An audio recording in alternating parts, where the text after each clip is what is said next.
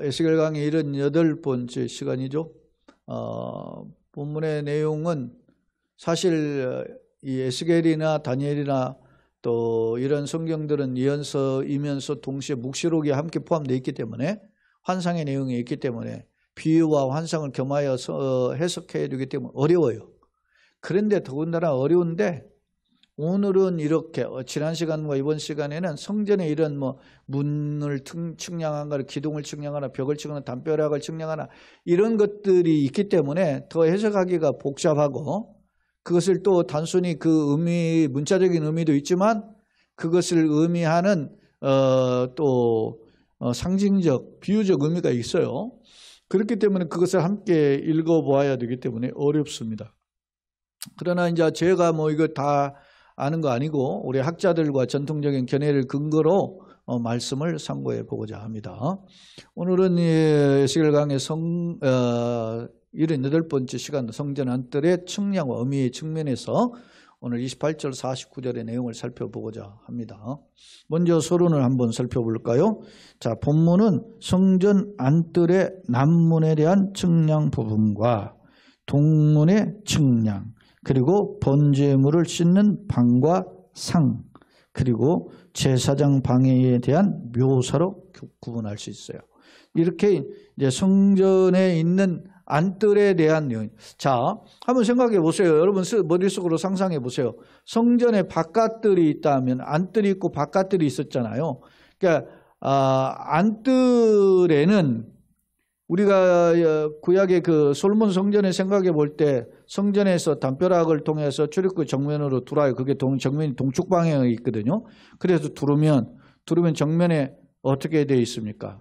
정면 안에 이제 번제단이 있고, 그리고 번제단 뒤쪽에 물두멍이 있고, 그래서 번제단은 비스무리한 경사로 되어 있어요. 그래서 그 번제단에서 제물을 올려놓고 불을 태우는 거예요. 불을 태우는데 제물을 어떻게 하느냐면 그 제물의 내장 이런 기름 이것을 태우죠. 그렇게 하고 이제 그 뒤에는 이제 물두멍이라 큰 노대야가 있죠. 노소로 된 큰 대야인데 거기서 이제 제물을 씻거나 제사장을 씻고 심지어는 제사장들이 목욕제기까지 하죠. 그 물을 통해서 하는 겁니다. 그리고 그 뒤에 이제 성소가 있는 겁니다. 성소는 바깥쪽에 있는 쪽을 외성소, 안쪽을 내성소, 흔히 지성소라고도 하죠.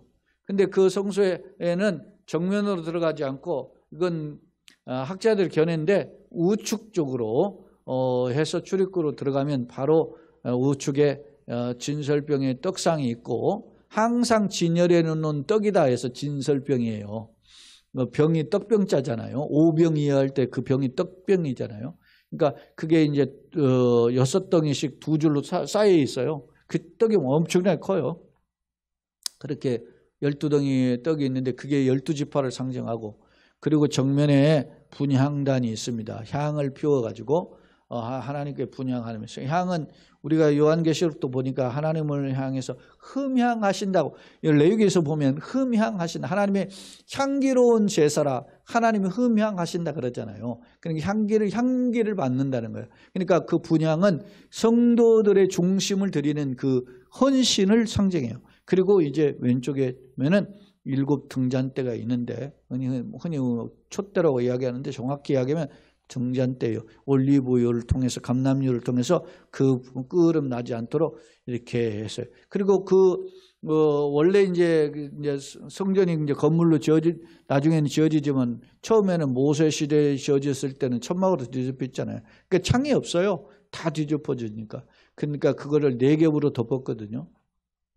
그러니까 그래서 등잔대를 통해서 불을 태웠고 그리고 이제 중앙에 휘장을 쳐져 있는데 그 휘장을 지나면 그 안에 지성소로 그리고 지성소에 법궤가 모셔져 있고 법궤 위에는 이제 두 그룹이 이렇게 날개를 이런 식으로 있고 이쪽도 그룹이 이런 식으로 그래서 이쪽 날개가 이렇게 2개가 맞춰서 이 법궤 위에 얹어져 있어요. 그 법궤 위에 덮개를 흔히 속죄소 그렇게 이야기해요. 죄를 속하는 장소로. 그러니까 하나님의 거기가 임재의 장소로 상징되는 곳이에요. 자, 지금 이 이야기가 좀 정확하게 됐지만 성전에 이제 정면 문을 뚫어서 담벼락을 통해서 안으로 두면 그게 안뜰인 거예요. 그래서 담벼락 밖은 바깥뜰이죠. 그리고 그 밖에는 이제 밖에 뜰에는 이제 여인의 뜰, 이방인의 뜰까지를 구분을 하죠. 이제 안뜰은 제사장의 뜰 뭐 이렇게 들어가는 거죠. 이 바깥뜰은 저 이스라엘 백성들 남자가 출입하고 이런 것입니다. 그러니까 그런 다 기준이 있는데 오늘 말씀에서 보면 이제 안뜰로 들어온 거예요. 성전 안뜰로 들어와 가지고 있는 그러한 것들을 청량한 내용들을 묘사하고 있어요.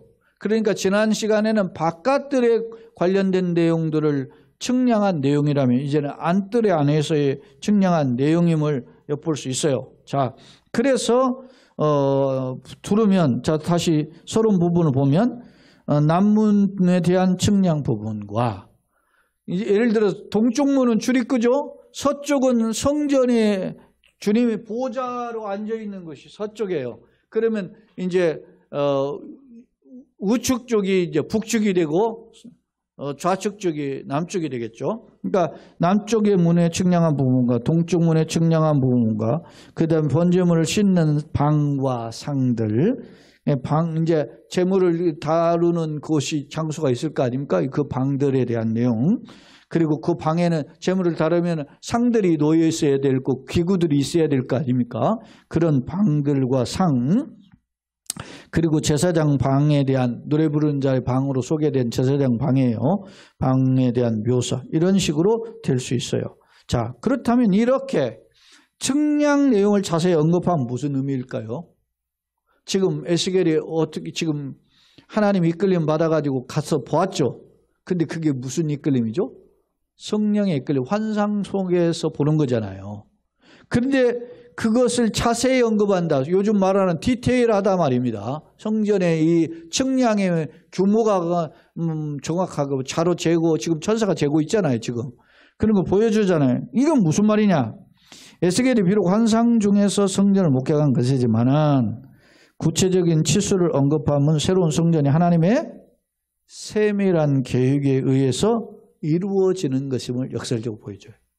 과거에 모세가 출애굽을 해서 시내산에서 40일을 있는 동안에 하나님께서 성전의 형상들을 다 보여주시죠.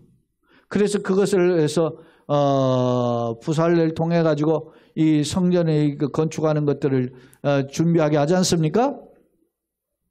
그런 것처럼 이러한 모습을 보여주는 것이죠. 그러니까 하나님의 구체성을 이야기하는 것. 하나님이 눈감땡감으로 이루어지는 게 아니라는 것을 보여줄 새로운 성전은 그런 내용을 보여주고 있습니다.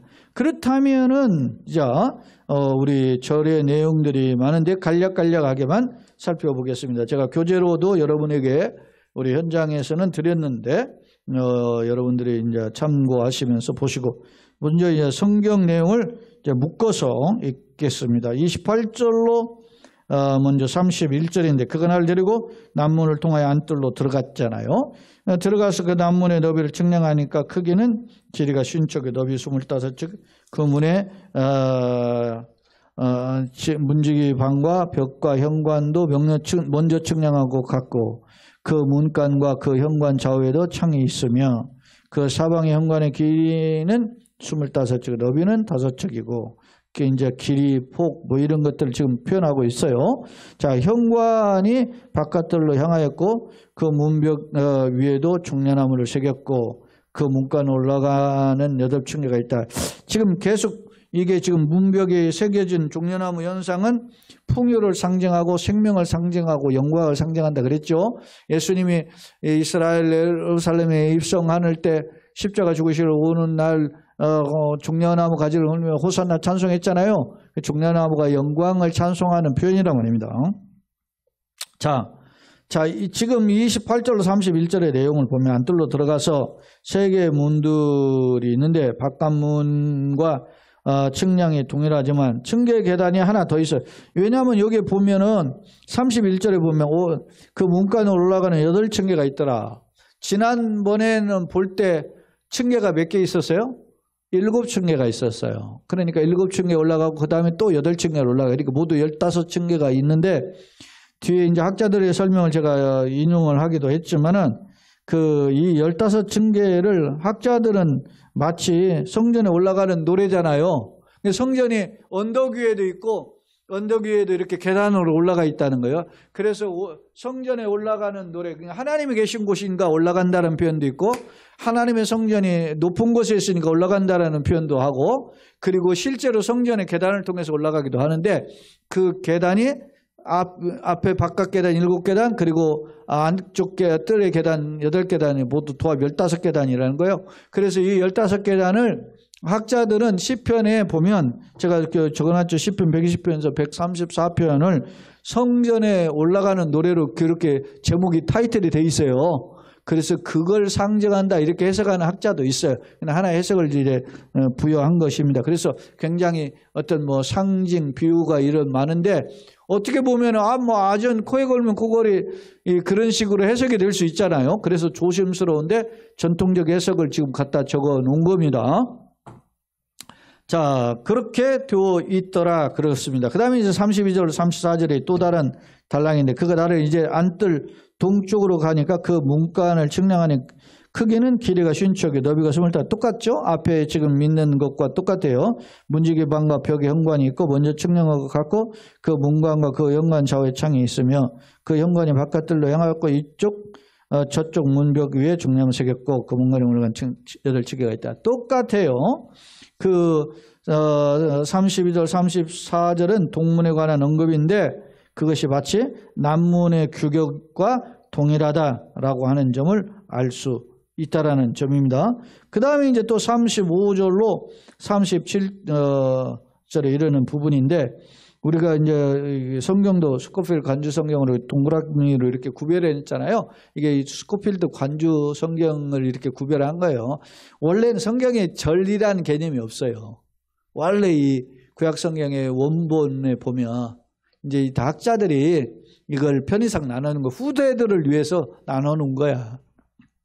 그리고 이게 동그라미도 원래 없어요. 근데 이제 스코필드 이제 학자들 관주 성경으로 이렇게 구별할 때 이걸 구별해 놓은 거죠.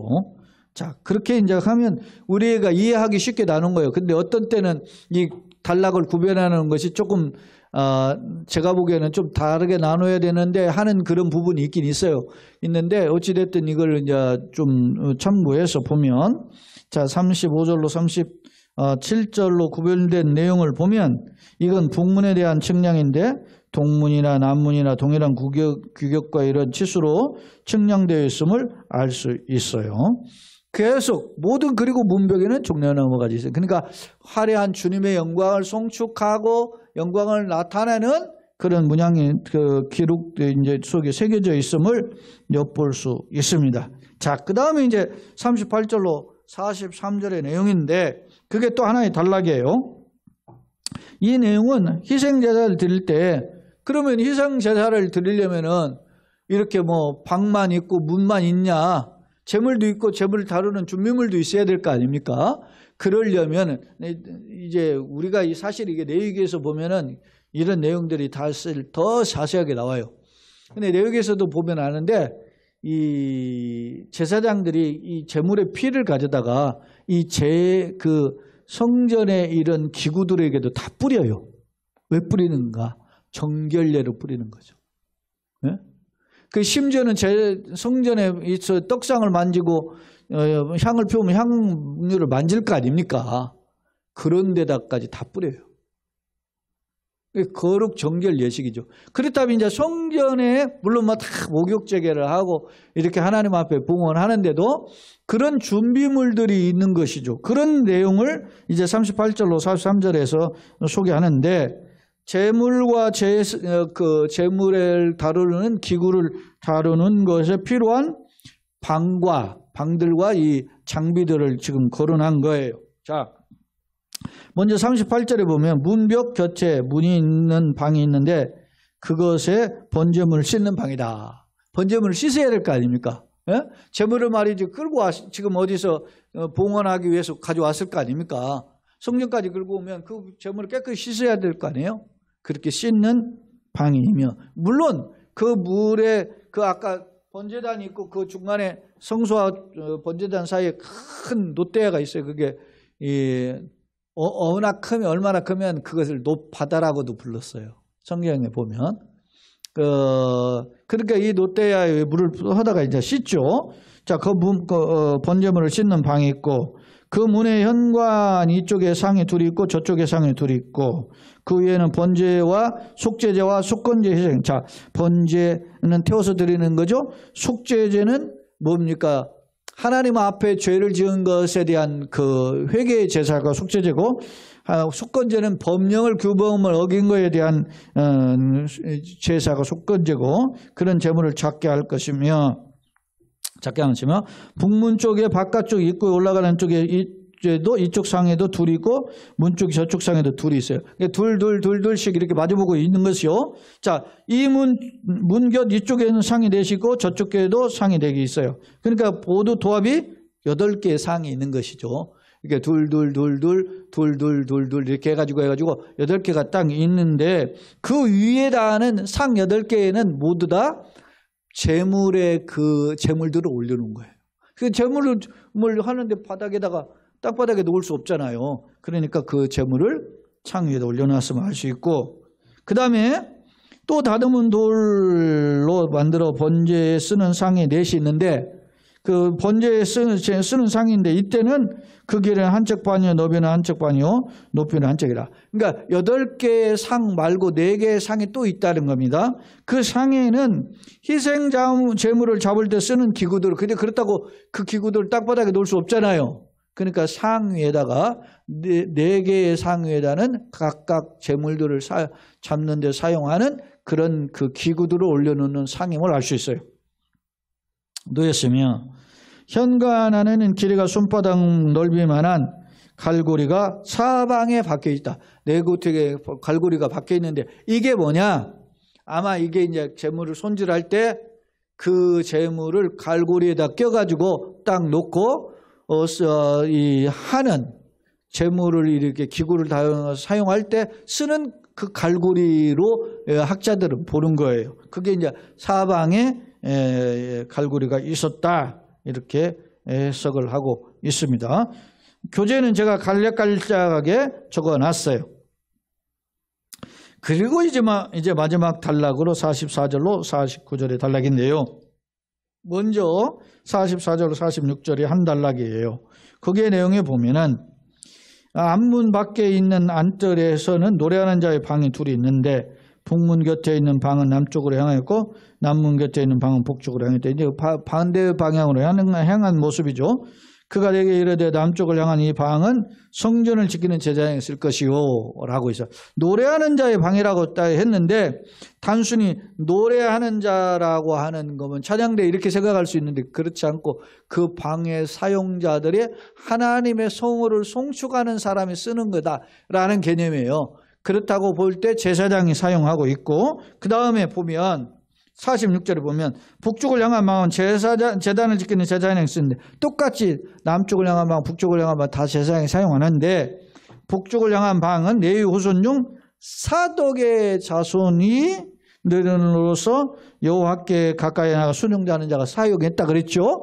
사독의 자손이 누구예요? 대제사장이에요. 이 당시는, 그러니까 이 다윗 시대만 해도 제사장이 2그룹이었어요. 사독의 반차를 따는 제사장, 아비아들 반차를 따는 제사장인데, 그 다음으로는 다윗까지만 했는데, 솔로몬 시대는 이 아비아달이 반역에 동참해서 쭉 이제 폐위가 되고 사독의 그 반차를 쫓는 제사장들만 세워지잖아요. 그러니까 그게 대제사장의 방이었음을 알 수 있어요. 자, 그가 또 이제 47절, 또 그 뜰을 측량하는 길이 100척이요 너비는 100척이라 내용 반대해가지고 정사각형의 뜰임을 안뜰의 내용임을 알 수 있고, 이게 안뜰이에요. 이게 47절에 그러니까 안뜰의 내용을, 안뜰의 규격을 이제까지 설명하면서 총망라한 내용을 간략하게 요약한 표현이 47절이면 알 수 있어요. 네모 반뜻하되 소위 정사각형으로 성전 안뜰이 백적 가로세로 되어 있음을 알 수 있어요. 그리고 나아가서 이제 48절과 49절은 41장과 이어지는 말씀이에요. 자, 그가 나를 데리고 이제 하나님의 천사죠. 천사가 나를 데리고 성전 문 현관에 이르러 그 문의 좌우 벽을 청량하니. 이제는 바깥들과 안뜰을 청량했으면 이제 성전에 이제 어떻게 했습니까? 그리고 바깥들과 안뜰을 청량하면서 안뜰 안에 있는 방들을 보았잖아요. 그러면 이제 성전의 본격적인 성전의 규모를 알아야 될 거 아니겠어요? 그 내용을 이제 하는데 그 성전의 가장 중심이 되는 기둥에 대한 묘사가 48절, 49절로 보는 겁니다. 그가 나를 데리고 성전 문 현관에 이르러 그 문의 좌우 벽을 측량한, 좌우 벽으로 되어 있죠. 이제 이 벽으로도 해석하지만 학자들은 기둥으로 해석도 해요. 그래서 이걸 흔히 성전에, 원래 솔로몬 성전이 두 기둥이 있잖아요. 야긴과 보아스. 그래서 그 두 기둥으로 학자들은 보기도 한단 말입니다. 그 벽을 측량하니 너비는 이쪽도 5척이요 저쪽도 5척이요 두께는 문 이쪽도 3척이요 저 문 쪽도 3척이며 그 현관의 너비는 수비척이요. 현관에 이제 폭일이죠. 폭인데 거기에 이제 이렇게 두 개의 벽 넓이로 세워진 것인데 이 벽으로 세워진 것이지만 사실은 기둥과 같은 것이다라는 겁니다. 자, 문 곁에 벽에는 기둥이 서 있는데 하나는 이쪽에 있고 하나는 저쪽에 있더라. 그렇게 해서 이제는 41장 이제 성전 안에 들어가서 성전 이제 벽들과 이제 규모 이런 것들을 이제 성전의 이제 높이 이런 내용들을 측량한 내용들이 41장입니다. 40장, 41장에 대한 내용은 이런 측량에 대한 내용들이 있어요. 근데 왜 이런 내용을 보여주신다? 성전이 이게 장차 지금 여러분 보세요. 이스라엘 이게 언제적 보여준 거예요. 우리가 이 40장을 시작할 때 그 당시에 예언을 이 묵시를 주셨을 때의 시대적 상황을 이야기했잖아요. 그때가 언제였습니까? 우리가 40장 1절에 보면 에스겔이 시운이 되었을 때의 나이에요. 에스겔이 포로된 지 25년. 에스겔이 하나님의 제사장으로서 선지자로 부름을 받은 지 20년이 지난 차에 주어진 거란 말입니다.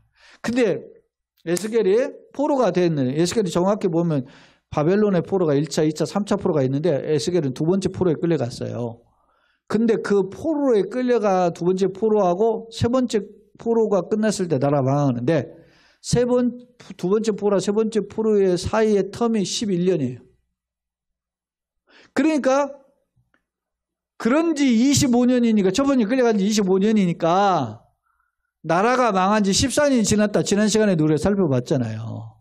그러면 그 당시는 이때 솔로몬의 성전이 다 무너진 거예요. 솔로몬의 성전이 무너지고 자기들은 형편이 어디예요 지금? 에스겔 자신도 포로를 끌려갔고 그 이전에 에스겔 이전에 끌려간 사람이 다니엘 같은 사람이 끌려갔어요. 끌려갔고 그리고 그 이후에 11년 뒤에 끌려가면서 나라가 망했으니까 다 절망이에요.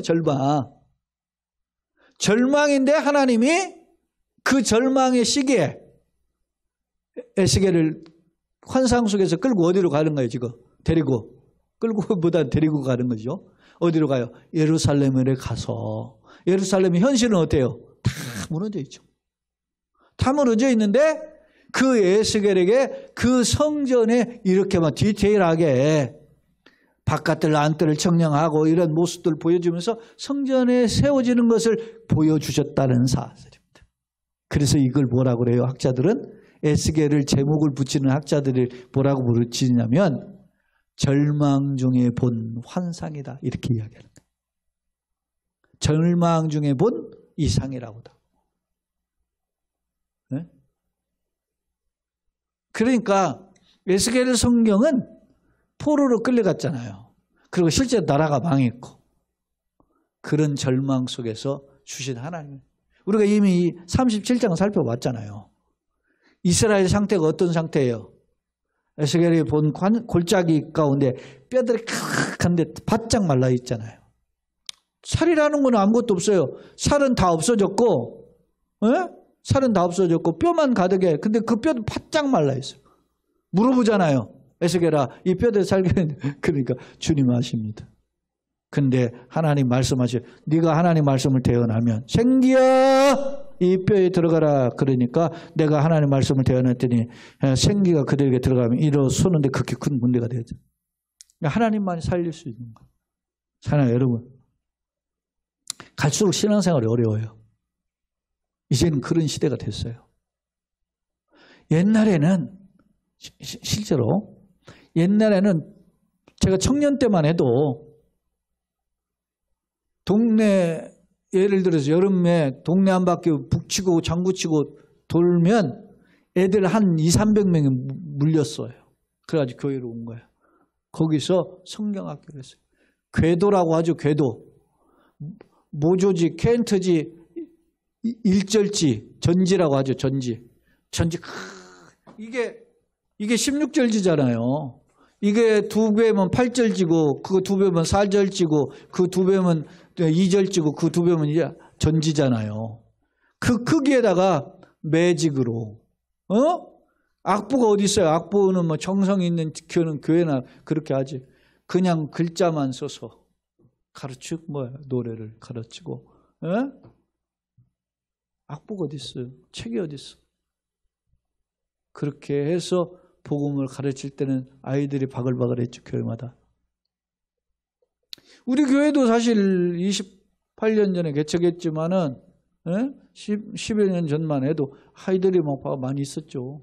중고등부 학생들도 막 몇십 명씩 있었고. 다 물론 목사가 무능해서 그렇겠지만 갈수록 어떻게 해요? 교회에 주는 재미, 기쁨, 영향보다 세상에 주는 영향이 더 많단 말입니다. 제가 어제도 잠깐 점심시간 했는 이렇게 바깥에서 먹는데 거기가 뭐 그렇게 그냥 예를 들어서 국수 한 그릇에 9,000원 하는 곳이니까 서민들이 많이 오는 곳이죠. 근데 거기 보니까 명절 연휴의 기간이기도 하고 그런데 가족 단위로 와서 식사를 하더라고. 근데 제가 이렇게 제 건너편에 있는 테이블인데 초등학생도 채 안 될 것 같이 보이는 아이인데 거기에 이렇게 작은 받침대, 핸드폰 받침대를 놓고 막 밥 먹다가 거기다 그냥 그 핸드폰만 하더라고. 그런 시대 아닙니까? 여러분, 갈수록 예수 믿기 어려워요. 그러면 우리에게 사모함이 뭐가 있어야 되겠어요? 이 세상의 도전, 세상의 유혹, 세상의 내 마음을 흔들어요. 그리고 하나님 보이지 않잖아요. 그런 세상적인 것이 내 눈에는 가득한 건데 그걸 이겨낼 수 있는 힘이 필요한 겁니다. 그 힘은 누가 주셔요? 하나님이 주셔요. 그러니까 그 힘을 뭘 통해서 에스겔이 마치 절망 속에서 역경을 이겨내고 그 하나님의 환상을 보았으니까 자기도 하나님 앞에 힘을 얻고 자기 포로로 잡혀있는 동포들뿐만 아니라 아직도 저 고향 땅에서 막 그 빌빌거리고 있는 그 아주 비류한 그 백성들한테 이 글을 보내는 거 아니겠어요? 우리가 희망을 품죠. 뭐가? 내 속에 하나님의 환상이 보여야 되는 겁니다. 여러분, 눈 감고 기도하면 환상 보입니까? 내가 수십 년 내가 신앙생활하고 내가 목사가 돼서 목사가 된 지 만 30년이에요. 내가 올해가 목사가 된 지 목사 안수 만 30년이에요. 30년 됐는데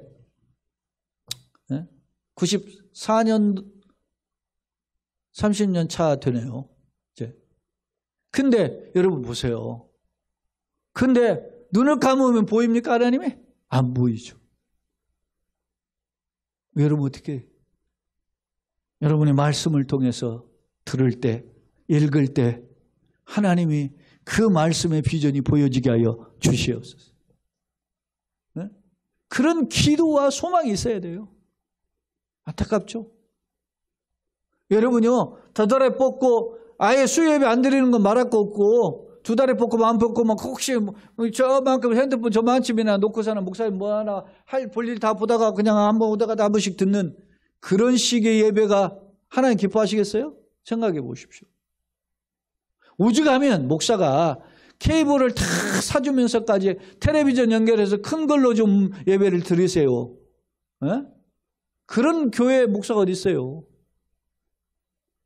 핸드폰 가지고 본다? 보이지, 보이기는. 여러분요, 핸드폰으로 예배 드리더라도 진짜 말이죠. 무릎 꿇고 예배 드리는 마음으로 딱 양복도 입고 그 옷도 매무새도 갖추고 정장도 하고 교회 예배당 올라오는 마음 자세로 그런 예배를 드려야 돼요. 영상으로 드리는 분들 혹시 있다면 우리 정신 차려야 된단 말이에요. 왜? 이 환상을 봐야 되는 거예요. 주님의 환상을 봐야 돼요. 그래서 그 은혜를 우리가 맛보아야 되는 거지.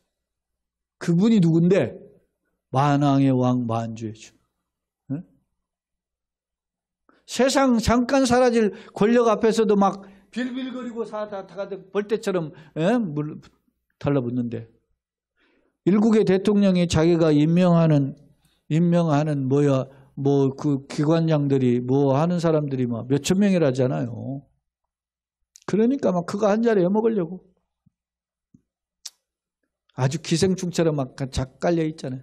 그런데 그 사람들 보면 그 중에서 또 누가 하나 뽑아가지고서나 5년 동안 다 하는 것도 아니잖아요. 어떤 사람 1년 만에, 어떤 사람 2년 만에, 어떤 사람 3년 만에 이제 바꾸는데 장관들 보면은 말이지 참 이 정권도 말할 것 없고 저 정권에도 말할 것 없고 그냥 어떤 저런 쓰레기 같은 사람들이 그냥 장관을 하는지 말이지. 그런 사람도 있잖아. 여러분, 세상은 그렇게 가도 속이 상하지. 그런데 우리는 흔들리면 안 되는 거예요. 하나님, 나는 그렇게 예수를 믿고 참 주님 뜻대로 사는데 왜 내가 이렇게 겔겔겔겔 골골골. 여러분, 제가 이 성경을, 구약 성경을 예전에 저 청년 때 성경 공부를 할 때 에스겔이 포로 생활할 때 주어진 거잖아요.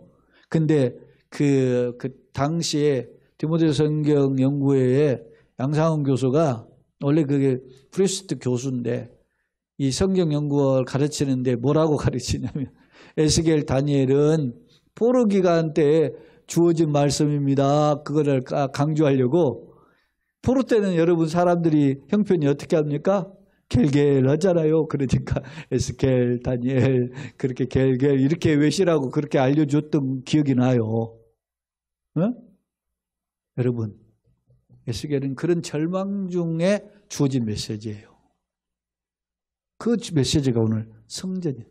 근데 하나님, 이게 40에서 마지막 48장까지 이제 마지막 남은 장으로 우리가 가는데 그게 새로운 왕국에 대한 약속이에요. 근데 새로운 왕국에 대한 약속의 핵심이 뭐라? 성전이라는 겁니다. 근데 성전이라는 것을 그냥 막연하게가 아니고 구체적으로 세밀하게 이런 측량하는 것을 통해서 하나님의 성전이 있을 것이다. 이렇게 약속하고 있는 거죠. 자, 두 번째 이제 화면입니다. 교재로 와서 시간이 많이 갔지만 제가 이게 살펴봅시다. 두 번째 화면은 제가 설명한 내용이니까 보시고 세 번째 화면으로 가겠습니다. 자, 문과 문간의 크기가 같다. 안뜰과 바깥뜰과 문간 척수가 같고 천국문은 한 가지 원리로 되어 있고 이는 예수 그리스도를 상징한다. 이게 학자들 그냥 전통 해석이에요.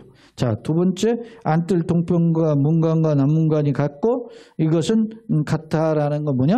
천국은 공평성을 상징한다. 또 안뜰 문 역시 다른 문간과 같다. 북문 역시. 그러니까 북문, 남문, 동문 다 같잖아요. 이런 것은 천국문은 예수 그리스도다. 또 하나는 천국은 공평한 자. 또 천국은 완전한 통일성을 가진다. 이런 의미를 가진다. 학자들의 전통의 해석이에요. 그 다음에 번제물을 싣는 방과 상들이 있죠. 방이 북문에 있음은 제물을 북쪽에서 잡기 때문이다. 그런 거죠. 레위기서도 똑같아요. 특히 제물을 6번 기록하면 그리스도의 대속의 표현을 강조한 반복 강조다. 이렇게 해석하기도 해요.